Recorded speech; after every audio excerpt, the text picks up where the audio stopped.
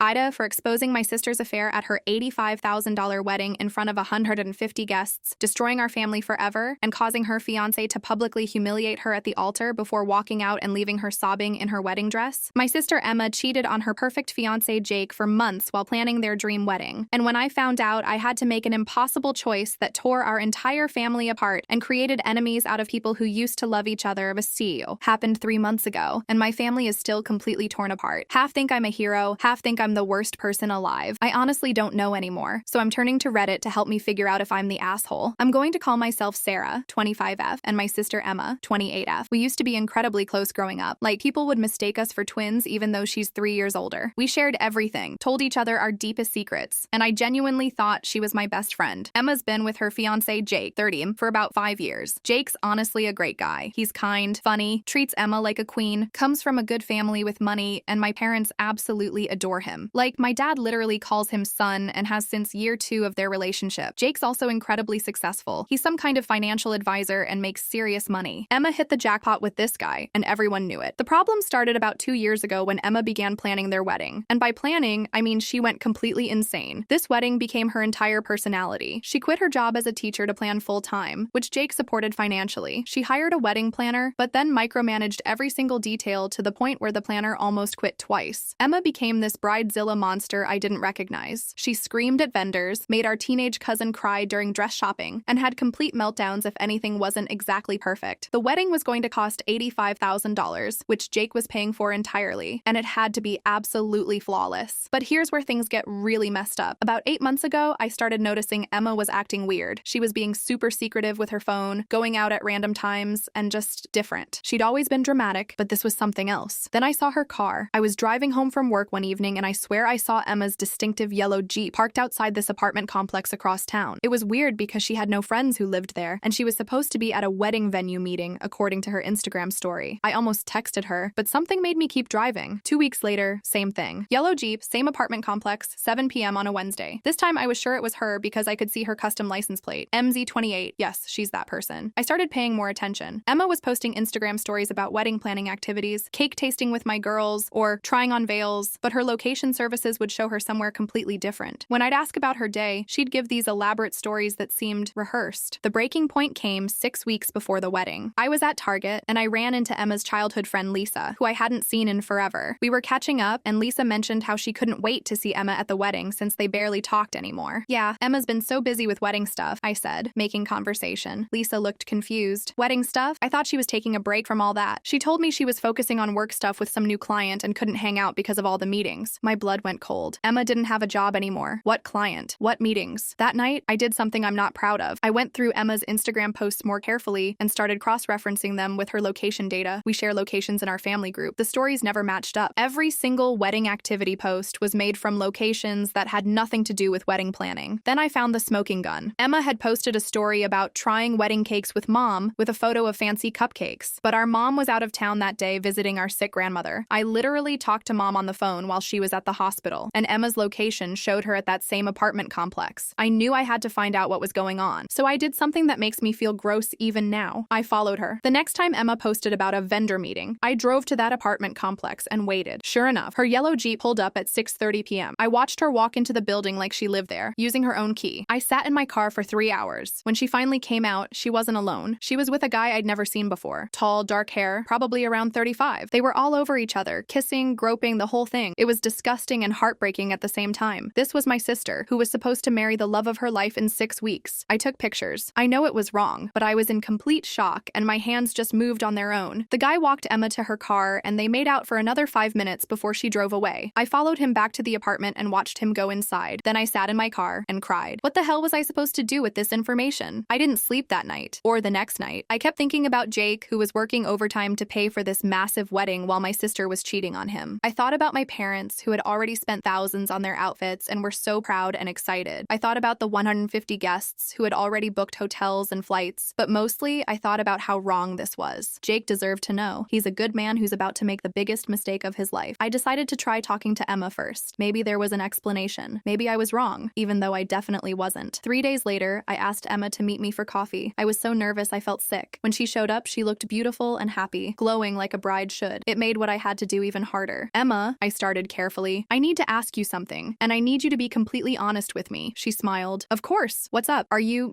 having second thoughts about the wedding? Her smile faltered just slightly. What do you mean? I mean, if you're not ready, or if there's something you need to tell Jake, it's better to do it now than after you're married. She laughed, but it sounded forced. Sarah, what are you talking about? I'm marrying the man of my dreams in 5 weeks. I've never been more sure of anything in my life. I took a deep breath. Emma, I saw you at the apartment complex on Maple Street with another man. The color drained from her face, but she recovered quickly. I have no idea what you're talking about. Emma, please. I have pictures. That's when she broke down. Not in a remorseful way, but in an angry, defensive way. You followed me? You followed me and took pictures? What the hell is wrong with you, Sarah? What's wrong with me? Emma, you're cheating on Jake 6 weeks before your wedding. She got quiet then, which was somehow worse than the yelling. It's complicated, she finally said. No, it's not complicated. You're either committed to Jake or you're not. There's nothing complicated about that. Emma started crying then. Real tears, not the manipulative ones she used to get out of trouble as kids. You don't understand, she sobbed. I love Jake. I really do, but what? But Marcus makes me feel alive. With Jake, everything is planned and safe and predictable. Marcus is spontaneous and exciting, and I couldn't believe what I was hearing. Emma, you're about to marry Jake in 5 weeks. You've been planning this for 2 years. Everyone we know is coming to this wedding. I know. That's why this is so hard. I can't call off the wedding now. Can you imagine the embarrassment, the money? What would people think? And there it was. She was more concerned about embarrassment than about destroying Jake's life. So your plan is to just marry Jake and keep cheating? She looked at me like I was stupid. It's not cheating if I don't get caught, and after the wedding, things will settle down. Maybe Marcus and I will cool off naturally. I stared at my sister and realized I didn't know her at all. Emma, you have to tell Jake. Absolutely not. Then I will. She grabbed my arm so hard it hurt. Sarah, you can't. Please. This would destroy everything. Not just my wedding, but our whole family. Dad's so proud. Mom's so happy. Jake's parents flew in from Ireland and they're staying for 3 weeks. Jake's little sister is the flower girl and she's been practicing for months. You would ruin so many lives. I'm not the one ruining anything. You are. We argued for another hour, but Emma refused to budge. She begged me to keep quiet just until after the honeymoon. She promised she would end things with Marcus and be a faithful wife. She swore up and down that this was just pre-wedding jitters and that she would never hurt Jake after they were married. I didn't believe her for a second. I told her I needed time to think, which was a lie. I had already decided what I was going to do. That night, I called Jake and asked if we could meet for lunch the next day. I told him I had something important to discuss about the wedding. He sounded happy and excited, which made my heart break even more. When I met Jake at the restaurant, he was practically glowing. He started talking immediately about how grateful he was for all my help with wedding planning. I had done exactly 0 planning, but whatever. And how excited he was to officially be part of our family. Jake, I interrupted, I need to tell you something about Emma. His face got serious. Is she okay? Is something wrong with the wedding? I pulled out my phone and showed him the pictures I had taken. I watched his face change from confusion to shock to heartbreak to anger in about 30 seconds. How long? Was all he said. I don't know. At least a few months, probably longer. Jake stared at the photos for a long time. Then he set my phone down and put his head in his hands. I'm so sorry, Jake. I thought you deserved to know. He looked up at me with tears in his eyes. Does Emma know you're telling me? Yes, I talked to her first. She refused to tell you herself, and she's planning to just go through with the wedding anyway? That's what she said. Jake was quiet for several minutes. Finally, he spoke. Thank you for telling me. I know this couldn't have been easy. What are you going to do? I honestly don't know. I need some time to think. We sat in silence for a while. Then Jake paid the check and left. I felt horrible, but also relieved. I had done the right thing, hadn't I? That was 4 weeks before the wedding. For the next 3 weeks, I heard nothing. Emma texted me occasionally about bridesmaid dress fittings and bachelorette party plans, acting like nothing had happened. Jake didn't contact me at all. I assumed he was processing everything and would make his decision in his own time. I figured Jake would either confront Emma privately or call off the wedding. I never imagined what actually happened. The wedding day arrived. It was absolutely beautiful. Emma had planned the perfect day. The venue was stunning. The flowers were gorgeous. The weather was ideal. 150 guests were there, including Jake's family from Ireland and various relatives who had traveled from across the country. I was standing at the altar as a bridesmaid, watching Emma walk down the aisle in her $8,000 dress. When I realized Jake hadn't said anything to her, he was just going to let this play out. The ceremony proceeded normally. Emma looked radiant, Jake looked handsome, and everyone was crying happy tears. When the officiant got to the "speak now or forever hold your peace" part, I held my breath, but nothing happened. Then came the vows. Emma went first with this beautiful, elaborate speech about how Jake was her soulmate and her forever person, and how she couldn't wait to spend the rest of her life with him. Everyone was sobbing. It was perfect. Then it was Jake's turn. Jake pulled out a piece of paper and began speaking in a clear, loud voice that carried throughout the entire venue. Emma, when I first met you 5 years ago, I thought I had found my person. Someone honest, loyal, and trustworthy. Someone who would stand by me through anything and build a life of truth and partnership. The crowd was smiling and nodding. Emma was beaming. But 3 weeks ago, I learned something that changed everything. I learned that for the past several months, You have been having an affair with another man." The collective gasp from 150 people was deafening. Emma's face went white as a sheet. "I have photos, I have evidence, and I have witnesses. You have been lying to me, to our families, and to everyone here while planning this wedding." People started murmuring and turning to look at each other. Emma just stood there frozen. "So no, Emma, I cannot take you as my wife. This wedding is over." And with that, Jake walked off the altar and out of the venue. The chaos that followed was indescribable. Emma started screaming and crying. My parents were in shock. Jake's family was confused and upset, and 150 wedding guests were sitting there not knowing what to do. Emma's immediate reaction was to point at me in front of everyone and scream, "This is your fault. You did this. You ruined my wedding." And that's how everyone found out that I was the one who told Jake about the affair. The fallout has been nuclear. My parents are furious with me for destroying the family. Emma hasn't spoken to me since that day. Half our extended family thinks I'm a homewrecker, and the other half thinks I'm a hero. Jake's family flew back to Ireland immediately and wants nothing to do with any of us. The financial losses were massive. The $85,000 wedding was a total loss, plus all the money guests spent on travel and hotels. My parents had to deal with returning gifts and canceling the honeymoon. But here's the thing that really gets me. Emma still doesn't think she did anything wrong. According to my mom, Emma's story is that she was going to end the affair after the honeymoon and be a faithful wife, and I destroyed her chance to make things right. Some people in my family agree with her. They think I should have minded my own business and let Emma handle her own relationship. They say what she did was wrong, but what I did was worse because it was so public and humiliating. Others think Jake had a right to know, and that I saved him from a marriage built on lies. I honestly don't know anymore. I see Jake sometimes around town and he seems to be doing okay. He moved to a different apartment and started dating someone new a few months later, but I know this whole thing hurt him deeply. Emma moved in with Marcus, the affair guy, about a month after the wedding disaster. They seem happy, I guess, but we don't talk, so I don't really know. My relationship with my parents is strained. They love both their daughters, but they're devastated by how everything played out. They keep asking why I couldn't have found a different way to handle it, and maybe they're right. Maybe I could have tried harder to convince Emma to tell Jake herself. Maybe I could have given her more time. Maybe I should have stayed out of it entirely. But when I think about Jake standing at that altar, promising to love and cherish someone who was actively betraying him, I can't regret what I did. He deserved to know the truth before making the biggest commitment of his life. So Reddit, I need your honest opinion. Am I the asshole for exposing my sister's affair and ruining her wedding day? Update 1. Holy shit, this blew up. Thank you for all the responses. I'm reading every single one. I wasn't expecting this to get so much attention, but reading your comments has been incredibly helpful. A lot of you are asking for more details about what happened after the wedding, and honestly, I left out a lot because I didn't want this post to be a novel. But since so many people are invested, here's what I didn't mention. The immediate aftermath at the venue was absolute chaos. Emma was having a complete breakdown, screaming, crying, makeup running everywhere. My mom was trying to console her while also dealing with 150 confused guests. My dad disappeared entirely. I found out later he went to the hotel bar and got completely drunk. Jake's best man, his brother Colin, came up to me right after Jake left and said, "Thank you for telling him. We've been worried about this for months." Months. Apparently Jake's friends had suspected something was wrong but didn't have proof. Colin said Jake had been acting depressed and anxious for the past few months, and they thought it was just wedding stress. The wedding planner, poor woman, was trying to figure out what to do with all the food and decorations. The photographer was still taking pictures of the chaos, which seems wrong, but I guess she was just doing her job. The band stopped playing and just stood there awkwardly. But here's the part that really messed me up. Jake's 12-year-old niece Molly, who was the flower girl, came up to me crying and asked, "Why did Uncle Jake leave? Did Emma do something bad?" I had to explain to a child that sometimes grown-ups make mistakes and hurt each other. It broke my heart. Emma's meltdown lasted about 20 minutes before my Aunt Linda, Mom's sister, basically took charge and started making announcements to the guests. She told everyone there had been a family emergency and the reception was canceled, but they were welcome to stay and eat the food that was already prepared. About half the guests left immediately. The other half stayed and turned it into the most awkward dinner party in history. I ended up sitting with Jake's Irish relatives, who were incredibly kind to me. His Aunt Mary told me, "You did right by our boy. Emma's a beautiful girl, but beauty without character is worthless." That night, Emma came to my apartment at 2 a.m., still in her wedding dress. She looked absolutely destroyed, but she was furious. "I hope you're happy," she said the moment I opened the door. "You got what you wanted." "I didn't want any of this, Emma." "Bullshit. You've always been jealous of me. Jealous that I'm prettier, that I got the better guy, that I was having the perfect wedding." I couldn't believe what I was hearing. This isn't about jealousy. You were cheating on your fiancé. So what? Lots of people cheat and their marriages work out fine. You could have minded your own business and let me handle my own relationship. We screamed at each other for over an hour. She accused me of ruining her life out of spite. I accused her of ruining her own life and trying to blame everyone else. Finally, she left, but not before saying something I'll never forget. "You think you saved Jake? All you did was guarantee that he'll never trust anyone again. You didn't rescue him, Sarah. You broke him. I hope that makes you feel good about yourself." Those words have haunted me for months, especially because I think there might be some truth to them. The next few days were a nightmare. The story spread through our entire social circle and extended family like wildfire. her. Emma's version was that I had sabotaged her wedding out of jealousy and spite. My version was that I had saved Jake from marrying a cheater. People took sides immediately. My mom called me crying every day for 2 weeks. She kept saying, "Why couldn't you have just talked to me? We could have figured out a way to handle this privately." But here's the thing. Emma had already proven she wouldn't handle it privately. She was planning to marry Jake and continue the affair. Dad didn't talk to me for a month. When he finally called, he said, "I understand why you did it, but I can't forgive how you did it. That boy didn't deserve to be humiliated in front of his entire family." But you know what? Several people reached out to tell me I did the right thing. Jake's coworker sent me a Facebook message saying Jake had confided in him months before the wedding that he felt like Emma was pulling away, but he couldn't figure out why. Jake had even suggested couples counseling, but Emma had insisted everything was fine. Jake's sister called me from Ireland to thank me. She said their whole family had flown over for the wedding using money they didn't really have, but they were grateful they found out who Emma really was before Jake made the biggest mistake of his life. 2 weeks after the wedding, I ran into Marcus, the affair guy, at a coffee shop. I almost didn't recognize him in regular clothes, but when I did, I couldn't help myself. "Are you proud of yourself?" I asked. He looked genuinely surprised to see me. "You must be the sister." "Yeah, I'm the sister who destroyed your girlfriend's perfect day. Look, I never wanted this to happen like this. I told Emma months ago that she needed to figure out her situation, but you kept sleeping with her anyway." He had the decency to look ashamed. "We fell in love. It wasn't supposed to happen, but it did. She was engaged, planning a wedding. How do you fall in love with someone who's clearly committed to someone else? You don't know the whole story," he said. "Emma told me she was only marrying Jake because of family pressure, that she'd been trying to break up with him for months but didn't know how." I laughed, but there was no humor in it. "And you believed that?" She seemed miserable whenever she talked about Jake, like she was trapped. She was planning the most expensive wedding in our family's history. Does that sound like someone who was trapped? Marcus didn't have an answer for that. He just said, "I'm sorry things went down the way they did, but Emma and I are happy now, and isn't that what matters?" I walked away without responding because I didn't trust myself not to throw my coffee at him. 3 weeks later, Emma and Marcus got engaged. 3 weeks. Emma posted it all over social media with captions like, "When you know," and "Finally, with my soulmate." The ring was bigger than the one Jake had given her. My parents were devastated all over again. Mom called me crying, saying she didn't understand how Emma could move on so fast. Dad was just angry at Emma, at Marcus, at me, at the whole situation. That's when I started wondering if I had made everything worse. Maybe if I had kept quiet, Emma would have gotten tired of Marcus and focused on her marriage to Jake. Maybe the affair would have fizzled out naturally. Maybe Jake would have been happier not knowing. But then Jake started posting on social media again. For the first few weeks after the wedding, his accounts were silent, but slowly, he started sharing things again. Pictures with friends, updates about work, even some jokes and memes. He looked lighter somehow, like a weight had been lifted off his shoulders. I wanted to reach out to him so many times, but I didn't know what to say. "Sorry I blew up your life, but also you're welcome." It seemed wrong either way. 4 months after the wedding, I was at the grocery store when I heard someone call my name. It was Jake. He looked good, healthier than I'd seen him in months. He'd lost weight and seemed more relaxed. "Sarah," he said, walking over with a small smile. "How are you?" "I'm okay. How are you doing?" "I mean, really? Better than I expected, honestly. It's been hard, but I think you saved me from something that would have been much worse." I felt tears starting to form. "Jake, I'm so sorry about how everything happened. I keep wondering if there was a better way." He held up his hand to stop me. "Sarah, can I tell you something? The night before the wedding, I couldn't sleep. I kept having this feeling like I was making a huge mistake, but I couldn't put my finger on why. I kept thinking about how Emma had changed, how distant she'd become, how our conversations felt scripted. Really, I was going to talk to her about it after the honeymoon. I thought maybe marriage would fix whatever was wrong between us." He laughed, but it was bitter. "How stupid is that? It's not stupid. You loved her. I loved who I thought she was. But the Emma who could lie to my face for months and plan our wedding while sleeping with someone else? I never knew that person." We talked for about 20 minutes in the cereal aisle. Jake told me he'd started seeing a therapist to deal with trust issues, but he was doing better every day. He'd gotten promoted at work and was planning to take a solo trip to Europe. Something Emma had always said sounded boring and lonely. "The weirdest part," he said, "is that I feel grateful. Not for how it happened, but for the fact that it happened before we got married instead of after. Can you imagine if we'd had kids?" That conversation lifted a weight off my chest that I didn't even realize I'd been carrying. But my family situation got worse before it got better. Emma and Marcus set their wedding date for exactly 1 year after her failed wedding to Jake. She said it was about reclaiming the date and making it meaningful. I thought it was twisted. They planned a much smaller ceremony, only immediate family. Mom asked if I would be a bridesmaid again. "Are you serious?" I asked. "She's still your sister, Sarah, and Marcus seems to make her happy." "Mom, she cheated on Jake for months and then blamed me for exposing it. She's never even apologized. People make mistakes. She's trying to move forward. By marrying the man she cheated with, how is that moving forward?" We fought about it for weeks. Mom kept insisting that family comes first and that I needed to support Emma's happiness. Dad stayed out of it entirely, which somehow made it worse. In the end, I decided not to go to the wedding. Emma didn't seem surprised when I told her, but she did have something to say about it. "You destroyed my first wedding, and now you won't even come to to my second one. What kind of sister are you? The kind who can't pretend to support a marriage that started with cheating and lying. You're so self-righteous, Sarah. Like you've never made a mistake in your life. I've made plenty of mistakes, but I've never betrayed someone who trusted me and then blamed other people for the consequences. That was the last real conversation Emma and I had. We've exchanged pleasantries at family events, but we're essentially strangers now. The wedding went ahead without me. From what I heard, it was small and simple, the complete opposite of the extravaganza she'd planned with Jake. Mom cried through the entire ceremony, and Dad looked uncomfortable in all the pictures I saw later. But here's the thing that really gets me. 6 months later, I found out that Emma and Marcus broke up. Not divorced, they never actually got married. 3 days before their wedding, Marcus called it off. Want to know why? He found out Emma was texting her ex-boyfriend from college. When I heard this, I didn't know whether to laugh or cry. Emma had left Jake for Marcus, destroyed our family, and then Marcus left her for basically the same reason Jake should have left her. Mom called me in tears when it happened. I don't understand, she kept saying. I thought Emma had learned her lesson. I thought she was happy with Marcus. Mom, Emma didn't learn anything from what happened with Jake. She just found someone new to lie to. Don't you feel bad for her? She's been through so much. And honestly, I did feel bad for her. Not because she didn't deserve what happened, but because watching someone you love continuously sabotage their own life is heartbreaking, even when they bring it on themselves. Emma moved back in with our parents after Marcus kicked her out. She was completely broke because she'd quit her job again to plan another wedding. She'd also burned bridges with most of her friends during the whole Jake situation. I thought about reaching out to her, but every time I considered it, I remembered how she'd blamed me for breaking Jake and ruining her life. She still hadn't taken responsibility for any of her choices. Then something happened that changed everything. I was at Target buying Christmas presents when someone tapped me on the shoulder. It was Jake's ex-girlfriend from college, a girl named Amy I'd met a few times at parties years ago. Sarah, I thought that was you. How are things? We made small talk for a few minutes. Then Amy said something that made my blood run cold. I heard about what happened with Emma and Jake. That whole situation was so crazy, but honestly, I wasn't that surprised. What do you mean? Amy looked around like she was checking for eavesdroppers. Maybe I shouldn't say this, but Emma tried to hook up with my boyfriend when we were all in college. This was like 6 years ago. She was dating some other guy at the time, but she got really drunk at a party and cornered my boyfriend in the bathroom. Are you serious? Dead serious. My boyfriend told me about it the next day. Emma begged him not to say anything because she was confused and going through a hard time. I confronted her about it, and she cried and apologized and said it would never happen again. I felt sick to my stomach. Did she cheat on other boyfriends too? I don't know for sure, but there were rumors. Emma always had a lot of male friends who seemed a little too interested in her, if you know what I mean. This conversation haunted me for weeks. Had Emma been a serial cheater this entire time? Had our whole family been fooling ourselves about who she really was? I started thinking back to Emma's previous relationships. Her high school boyfriend, Mark, who she dated for 2 years before suddenly breaking up with him right before prom. Her college boyfriend, Trevor, who she claimed was too possessive, but who really just seemed confused about why she was always busy when he wanted to spend time with her. Had there been signs all along that I just ignored because she was my sister? That's when I decided I needed to have one last conversation with Emma. Not to reconcile, but to get some answers for my own peace of mind. I called her and asked if we could meet for coffee. She sounded surprised, but agreed. When I saw Emma at the coffee shop, I barely recognized her. She'd lost a lot of weight and looked exhausted. Her hair was flat and unwashed, and she was wearing sweatpants and an old college t-shirt. You look like hell, I said, sitting down across from her. Thanks, that's exactly what I needed to hear today. But she said it with a weak smile, not anger. Emma, I need to ask you something, and I need you to be honest with me. Okay, was Marcus the first person you cheated on Jake with? Her face went completely blank. What kind of question is that? A fair one, considering our history. She was quiet for a long time, stirring her coffee and avoiding eye contact. No, she finally whispered. How many others? Sarah, how many? 3, maybe 4, depending on how you count it. I felt like I'd been punched in the stomach. Over how long? The whole relationship, pretty much from year 2. What? I said it loud enough that other people in the coffee shop turned to look at us. It wasn't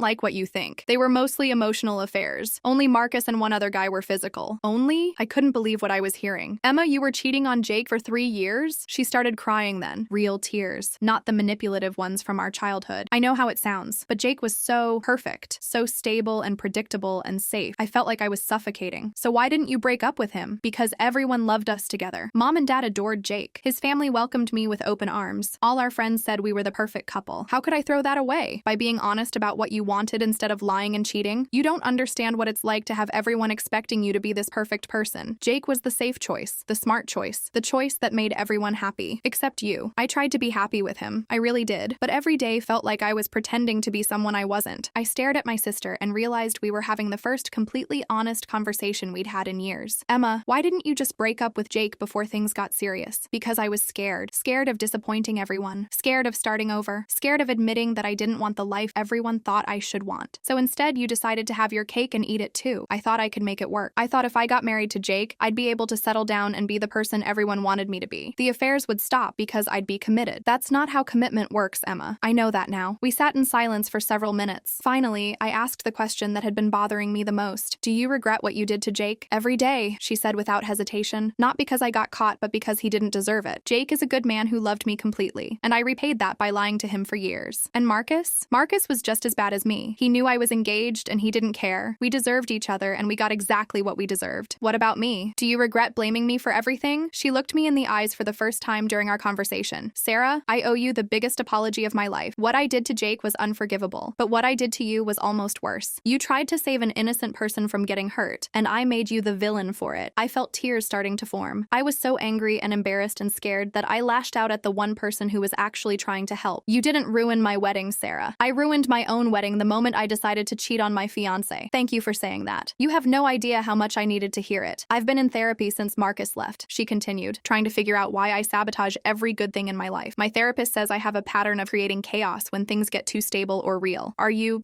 getting better? I'm trying. It's hard to change patterns you've had your whole life, but I'm trying. We talked for another hour. Emma told me she'd gotten a job at a local elementary school and was planning to get her own apartment soon. She was staying single and focusing on therapy. She'd reached out to Jake to apologize, but he hadn't responded, which she said she understood and respected. I don't expect forgiveness from him, she said. I just wanted him to know that I take full responsibility for what I did and that he did nothing wrong. What about us? I asked. I hope someday we can be sisters again. I know I have a lot of work to do to earn back your trust, but I'd like to try if you're willing. That conversation happened 2 months ago. Since then, Emma and I have been texting occasionally and met for coffee twice more. It's not the same as it used to be, and maybe it never will be, but it's something. My parents are thrilled that we're speaking again, but they still don't fully understand why I did what I did. Mom keeps saying things like, I'm just glad this whole mess is behind us, as if exposing someone's cheating is equivalent to the actual cheating. Jake seems to be doing really well. I see him around town sometimes, and he always waves and smiles. He's been dating a woman named Claire for about 6 months now, and they look genuinely happy together. Claire seems like the opposite of Emma in every way. Quiet, steady, and completely authentic. A few weeks ago, I ran into Jake and Claire at a restaurant. Jake introduced me to Claire and said, "This is Sarah, Emma's sister. She's the one I told you about." Claire smiled and said, "Thank you for what you did. It couldn't have been easy." It wasn't, I admitted, but Jake deserved the truth. He did, and now he's with someone who would never put him in that position. I believe that. Claire seems like the kind of person who would be honest about her feelings, even if the truth was difficult. As I'm writing this update, I keep thinking about what my Aunt Linda said at the wedding venue that day. Sometimes doing the right thing feels terrible, but that doesn't make it wrong. I still wonder sometimes if I could have handled things differently. Maybe I could have convinced Emma to call off the wedding herself. Maybe I could have found a way to tell Jake privately instead of letting him expose everything publicly. But here's what I know for sure. Jake is happier now than he was in the months leading up to the wedding. Emma is getting help and taking responsibility for her actions. And I can sleep at night knowing I didn't let a good man commit his life to someone who was actively betraying him. The family drama continues. Emma and Marcus's breakup created even more gossip in our social circle. Some people are saying Emma got what she deserved. Others are saying the whole situation is just sad and that everyone involved needs to move on. Honestly, I'm tired of thinking about it. I did what I thought was right at the time, and I stand by that decision. Emma has apologized and is trying to change. Jake is building a new, honest relationship. And I've learned that sometimes being a good sister means protecting your sister from herself, even when she hates you for it. I never expected my decision to tell Jake about the affair to turn into this multi-year family saga, but here we are. All I can do is continue being honest about my motivations and hope that eventually everyone involved can find peace. So to answer my original question, no, I don't think I'm the asshole. I think I'm someone who made a difficult choice in an impossible situation, and I'm still learning to live with the consequences. But I'd make the same choice again in a heartbeat. 6 months after the wedding disaster I exposed, my sister Emma got pregnant with her ex-fiancé Jake's baby after they secretly reconnected, but now she's using the pregnancy to try to manipulate him back into a relationship while he's dating someone new. Holy fucking shit, Reddit. I didn't think this story could get any more insane, but life apparently loves proving me wrong. I'm shaking as I type this because I literally just found out the most shocking information of this entire saga. For those just joining, I'm the sister who exposed my sister Emma's affair at her wedding 6 months ago. Emma was cheating on her fiancé Jake with a guy named Marcus. After I told Jake, he exposed the affair publicly at the altar and walked out. Emma and Marcus got together, planned another wedding, but Marcus called it off when he found out Emma was cheating on him too. I thought we'd reached the end of this nightmare, but apparently we were just getting started. 3 days ago, my mom called me crying hysterically. I couldn't understand what she was saying at first because she was sobbing so hard. "Mom, slow down. What's wrong?" "Emma's pregnant." My heart sank. "Oh no, is she keeping it?" That's not the worst part, Sarah. What do you mean? The baby isn't Marcus's." I felt confused. asked. Okay, so who's the father? My mom was quiet for so long I thought the call had dropped. Mom, are you still there? Sarah, the baby is Jake's. I literally dropped my phone. When I picked it up, my mom was still crying. That's impossible, I said. Emma and Jake broke up 8 months ago. No, honey, they